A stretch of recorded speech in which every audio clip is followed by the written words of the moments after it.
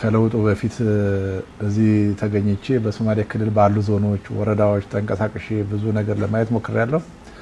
በወቅቱ ሶማሌ ክልል እዚህም እዚያም ጥይት የሚተኮስበት ቦምብ የሚፈነዳበት በአጠቃላይ ህብረተሰቡ የጸጥታ ችግር ውስጥ የነበረበት የሰላም ጥያቄ ሁነኛና አንገብጋቢ የነበረበት የልማት ጥያቄ በተለይ ደግሞ የመሰረተ ልማት ጥያቄዎች የኤሌክትሪክ የመንገድ ተደራሽነት ችግር በጣም ህብረተሰቡን ያንገበገበበት በወሳኝነት ደግሞ ፖለቲካዊ የሆነ የሶማሌ ክልል ህዝብ ጥያቄ ፖለቲካዊ የሆነ ራሱን በራሱ በነጻነት የማስተዳደር እና አካታችነት አልተካተትኩም በአገር ግንባታ ሂደት ውስጥ እኔ እኩል እየተሳተፉ አይደለም በፖለቲካው እኩል እየተሳተፉ አይደለም የሚለው ጥያቄ ከፍተኛ ጥያቄ ነበረበት ሁኔታ ነው የነበረው።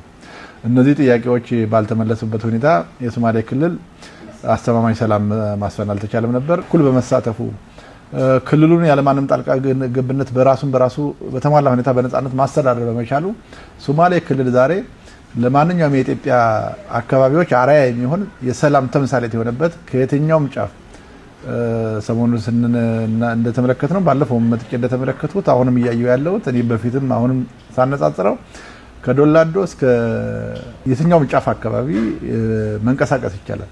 ከደወሌ እስከ ሞያሌ ሰላም ነው። አሁን ሶማሌ ክልል የትኛውም ቦታ ላይ ሶማሌ ክልል ላይ ዛሬ ያለምንም የጸጥታ ስጋት ሰው በየትኛውም አካባቢ ውሎ ማደር መንቀሳቀስ ይችላል። ይሄን ተመልክተናል። ይሄ ዝም ብለን ስንመለከተው ቀላል ይመስላል። በሶማሌ ክልል ውስጥ በጣም ከፍተኛ መሰረታዊ የሆነ ለውጥ ነው የመጣው።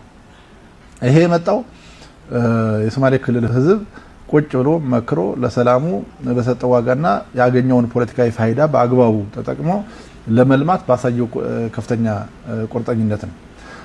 በሁለተኛ ደረጃ የሶማሌ ክልል ህዝብ የልማት ጥያቄ ነበረው። እነዚህ የልማት ጥያቄዎች እየተፈቱለት እንደሆነ ከተማው እንደዚህ ለምቷል፣ ውብ ሆኗል፣ ጽዱ ሆኗል። የጅጅጋ ከተማ አሁን እየተመለከተን ያላቸው አጠቃላይ የክልሉ መንግስት እያለማቸው ያላቸው የህብረተሰቡ ተሳትፎ ስናየው በከፍተኛ ደረጃ ወደ ላቀ ደረጃ እየተሸጋገረ ያለበት ሁኔታ ነው ያለው። ይሄ አሁን ያለንበት ቢሮ እኔ እዚህ ቢሮ ለመስራት ሞክሬ ያለው እዚያ መጥቼ እዚህ ወደ 10 ክፍል ማይሞሉ በጣም እጅግ ጠባብ የሆኑ ቪላ ቤቶች ትንሽ በጣም ጽዳት የሚጎላቸው ቢሮዎች ነበሩ። የክልሉ የፓርቲ ጽህፈት ቤት ቢሮ የነበሩ ናቸው። ዛሬ የሶማሌ ክልል ይሄን የመሰለ ደረጃውን የጠበቀ ህንጻ የፓርቲ ህንጻ ገንብቶ ፖለቲካዊ አመራር የሚያስችል ሁኔታ ፈጥሯል። ይሄ ትልቅ ድል ነው።